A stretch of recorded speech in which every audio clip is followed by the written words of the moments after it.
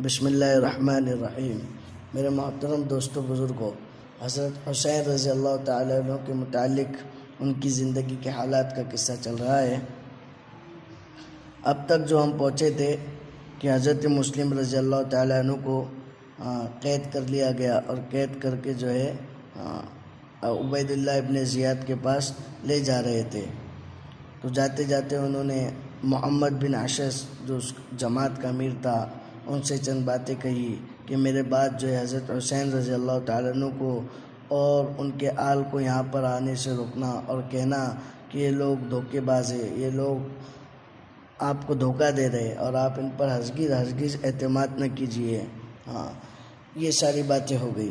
اب آگے مسلم رضی اللہ تعالیٰ عنہ کے ساتھ کیا معاملات پیش آئے، ان کے ساتھ کیا سلوک کیا گیا، ان کو کس طرح شہید کیا گیا، اس کے تعلق سے جو ہے آگے باتیں تو سنیے۔ مسلم کو امان دینے کے بعد محمد بن اشعث انہیں قصر امارت میں لایا اور ابن زیاد سے کہا کہ میں مسلم کو امان دے چکا ہوں، امان یعنی اپنی پناہ میں رکھ چکا ہوں، لیکن ابن زیاد نے اسے تسلیم نہیں کیا اور کہا کہ تم کون ہو تم کو امان دینے کا کیا اختیار تھا؟ میں نے تو تم کو صرف گرفتار کرنے کے لیے بھیجا تھا۔ اس کی ڈانٹ سن کر محمد بن اشعث خاموش ہو گئے۔ مسلم بہت پیاسے تھے۔ قصر امارات کے پھاٹک پر ٹھنڈا پانی نظر پڑا، اسے مانگا۔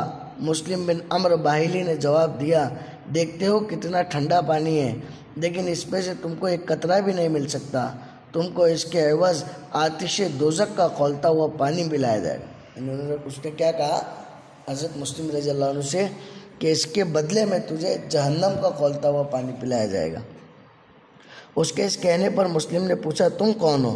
ابن عمرو نے جواب دیا، میں وہ ہوں جس نے حق کو اس وقت پہچانا جب تم نے اسے چھوڑ دیا، اور امت مسلمہ اور امام وقت کا خیرخواہ رہا جب تم نے ان کے ساتھ گھاٹ کی، اور اس کا مطیع و منقاد رہا جب تم نے سرکشی کی۔ میں مسلم بن عمرو ہوں۔ مسلم بن عقیل نے جواب سن کر کہا، تیری ماں تجھے روئے، تو بھی کس قدر سنگ دل، قسی القلب یعنی سخت دل والا، ظالم اور درست خوئے باہلا کے بچے، تو مجھ سے زیادہ کھولتے ہوئے پانی اور ہمیشہ دوزخ کا مستحق ہے۔ ابن زیاد سے گفتگو اور عمرو بن سعد سے وصیت۔ مسلم بن عمرو اور مسلم بن عقیل کی اس تلخ گفتگو کے بعد، تلخ یعنی کڑوی گفتگو کے بعد، ایک نرم دل نے پانی کا پیالہ لیا، مگر زخموں کی کثرت سے مسلم کا ہر موئے بدن خوننا بپشا ہو رہا تھا، یعنی خون نکل رہا تھا، اس لیے جیسے ہی گلاس منہ سے لگاتے تھے خون سے بھر جاتا اور مسلم اس سے ہٹا لیتے۔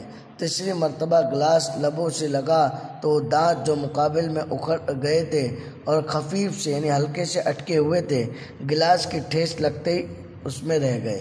مسلم نے گلاس لبوں سے ہٹایا اور کہا، خدا کا شکر ہے، پانی پینا قسمت میں ہوتا تو یہ نوبت نہ آتی، غرض اسی طرح تشنہ لب یعنی پیاسے ابن زیاد کے سامنے پیش کیے گئے۔ مسلم نے قاعدے کے مطابق ابن زیاد کو سلام نہیں کیا۔ نگران نے ٹوکا، امیر کو سلام نہیں کرتے، کہا اگر وہ قتل کرنا چاہتے ہیں تو سلام نہیں کروں گا، اور قتل کا ارادہ نہیں ہے تو بہت سے سلام لیں گے۔ ابن زیاد بولا، اپنے عمر کی قسم ضرور قتل کروں گا۔ مسلم نے کہا، واقعی؟ ابن زیاد نے جواب دیا، ہاں واقعی۔ مسلم نے کہا، اگر قتل ہی کرنا ہے تو پھر اپنے کسی قبیلے والے سے کچھ وصیت کرنے کی مہلت دو۔ ابن زیاد نے یہ درخواست قبول کر لی۔ اس وقت مسلم کے قریبی اعزاء میں عمر بن سعد پاس تھا۔ مسلم نے اس سے کہا، میں تم سے ایک راز کی بات کہتا ہوں۔ عمر بن سعد نے سننے سے انکار کیا۔ ان کے انکار پر ابن زیاد نے پرغیرت دلائی کہ اپنے ابن عم کو مایوس نہ کرنا چاہیے، یعنی چاچا کے بیٹوں کو مایوس نہ کرنا چاہیے۔ اس کے غیرت دلانے نے عمر بن سعد مسلم کے پاس گیا۔ انہوں نے وصیت کی کہ میں نے کوفہ میں 7 درہم قرض لیے تھے، میرے بعد انہیں ادا کر دینا اور میری لاش لے کر دفن کر دینا۔ حسین رضی اللہ عنہ آ رہے ہوگے، ان کے پاس آدمی بھیج کر راستے سے واپس کر دینا۔ ابن سعد نے ابن زیاد سے ان وصیتوں کے بارے میں پوچھا۔ اس نے کہا جو وصیت مال کے متعلق ہے اس کے بارے میں تم کو پورا اختیار ہے، جیسا چاہو کرو۔ حسین رضی اللہ عنہ کے بارے میں میرا طرز عمل یہ ہے کہ اگر وہ یہاں نہ آئیں گے تو میں خواہ مخواہ ان کا تعاقب نہ کراؤں گا، یعنی پیچھا نہ کراؤں گا، اور اگر آ گئے تو چھوڑ بھی نہیں سکتا۔ البتہ لاش کے بارے میں تمہاری سفارش نہیں سنی جا سکتی۔ جس نے ہماری اتنی مخالفت کی ہو اس کی لاش ہرگز اس طرز عمل کی مستحق نہیں۔ اور ایک روایت یہ ہے کہ لاش کے متعلق بھی اس نے کہا کہ قتل کرنے کے بعد ہمیں اس سے بحث نہیں کہ اس کے ساتھ کیا کیا جائے۔ مسلم اور ابن زیاد کا آخری مکالمہ اور شہادت۔ اس وصیت کے بعد مسلم رضی اللہ عنہ دوبارہ پھر ابن زیاد کے سامنے لائے گئے اور ان دونوں میں یہ مکالمہ ہوا۔ ابن زیاد: لوگ آپس میں متحد و متفق تھے، تم ان میں تفرقہ اور اختلاف ڈلوانے اور آپس میں لڑانے آئے۔ مسلم رضی اللہ عنہ نے کہا یہ خلاف واقعہ ہے، میں ہرگز اس مقصد کے لیے نہیں آیا، بلکہ کوفہ والوں کا خیال تھا کہ تمہارے باپ نے ان کے بزرگوں اور نیک لوگوں کو قتل کیا اور ان کا خون بہایا اور اسلامی خلافت کو چھوڑ کر قیصر و کسریٰ کا سا طرز عمل اختیار کیا، اس لیے ہم یہاں قیام عدل اور کتاب اللہ کے احکام کی دعوت کے لیے آئے ہیں۔ ابن زیاد نے کہا یہ چوٹیں سن کر غضبناک ہو گیا تھا، غصے میں آ گیا تھا اور بولا فاسق تیرے منہ سے یہ دعویٰ زیب نہیں دیتا کہ تو جب مدینے میں بادہ نوشی کرتا تھا اس وقت ہم یہاں عدل و کتاب پر عمل کی دعوت نہیں دیتے تھے۔ مسلم رضی اللہ عنہ نے کہا میں شراب پیتا تھا، خدا کی قسم خوب جانتا ہوں کہ تو جھوٹ بول رہا ہے اور بغیر علم کے اتہام یعنی تہمت لگاتا ہے، جیسا تو نے بیان کیا میں ویسا نہیں ہوں۔ مجھ سے زیادہ شراب نوشی کا وہ مستحق ہے جس کے ہاتھ خون سے آلودہ ہے، جو خدا کے حرام کی ہوئی جانوں کو لیتا ہے اور بغیر قصاص کے لوگوں کو قتل کرتا ہے، حرام خون بہاتا ہے، محض ذاتی عداوت، غصہ اور سوء ظن پر لوگوں کی جان لیتا ہے، اور پھر ان ستم آرائیوں پر اس طرح لعب و لعیب میں مشغول ہے گویا اس نے کچھ کیا ہی نہیں۔ ابن زیاد نے کہا فاسق تیرے نفس نے تجھے ایسی چیز کی تمنا دلائی جس کا خدا نے تجھے اہل نہ سمجھا، تیری آرزو پوری نہ ہونے دے۔ مسلم رضی اللہ عنہ نے کہا پھر اس کا کون اہل ہے؟ ابن زیاد نے کہا امیر المؤمنین یزید۔ مسلم رضی اللہ عنہ نے کہا ہر حال میں خدا کا شکر ہے، وہ ہمارے اور تمہارے درمیان جو فیصلہ کر دے۔ ابن زیاد نے کہا معلوم ہوتا ہے تم خلافت کو اپنا حق سمجھتے ہو۔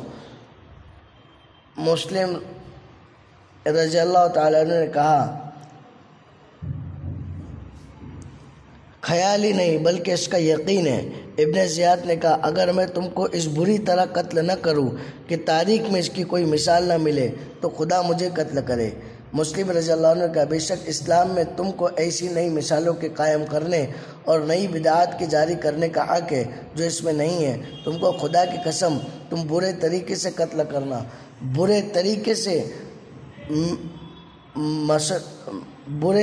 سے مثال بنانا اور خبث سیرت کسی ایک برائی کو بھی نہ چھوڑنا، یعنی جتنے برے طریقے وہ سب جو ہے میرے قتل کرنے میں تم آزما لینا، یہ مطلب ہے ان تمام متوں کا۔ ان برائیوں کا تم سے زیادہ کوئی مستحق نہیں۔ یہ دندان شکن جواب سن کر ابن زیاد بالکل بے قابو ہو گیا اور مسلم رضی اللہ عنہ، حسین رضی اللہ عنہ، علی اور حضرت عقیل رضی اللہ عنہ پر گالیوں کی بوچھاڑ کر دی۔ گالیاں برسانے کے بعد مسلم رضی اللہ عنہ کو پانی پلوا کر جلادوں کو حکم دیا کہ انہیں محل کے بالائی منزل پر لے جا کر قتل کر دو اور قتل کرنے کے بعد ان کا دھڑ نیچے پھینک دو۔ مسلم رضی اللہ عنہ نے اس قتل بے گناہی کے خلاف ایک بار احتجاج کیا لیکن کون سننے والا تھا؟ آخر میں ابن زیاد نے خدمت اس شخص کے سپرد کی جس کو مسلم نے زخمی کیا تھا تاکہ وہ انتقامی جذبے کے ساتھ انہیں قتل کرے۔ چنانچہ یہ شخص مسلم کو مقتل کی طرف لے چلا، یعنی جہاں قتل کرنے والے تھے وہاں۔ اس وقت مسلم کی زبان پر تکبیر، استغفار اور ملائکہ اور رسول پر درود و سلام جاری تھے اور ساتھ ساتھ کہتے جاتے تھے کہ خدایا میرے بعد اور ان لوگوں کے درمیان تو ہی فیصلہ کر جنہوں نے ہم کو دھوکہ دیا، جھٹلایا اور ذلیل کیا۔ جلاد نے مقام قتل پر لے جا کر گردن مار دی اور سر کے ساتھ دھڑ بھی نیچے پھینک دیا۔ اس دردناک طریقے پر حضرت حسین رضی اللہ عنہ کا ایک نہایت قوی بازو ٹوٹ گیا۔ تو میرے دوستو آج کے لیے اتنا کافی ہے، انشاءاللہ جو ہے آگے حضرت حسین رضی اللہ عنہ کی سفر کوفہ کی تیاریاں اور خیر خواہ کے مشورے اس کے تعلق سے جو ہے پڑھا جائے گا۔ اللہ ہمیں صحابہ کرام کی قدر و قیمت کرنے کی، ان کی قربانیوں کی قدر و قیمت کرنے کی توفیق عطا فرمائے۔ السلام علیکم ورحمۃ اللہ وبرکاتہ۔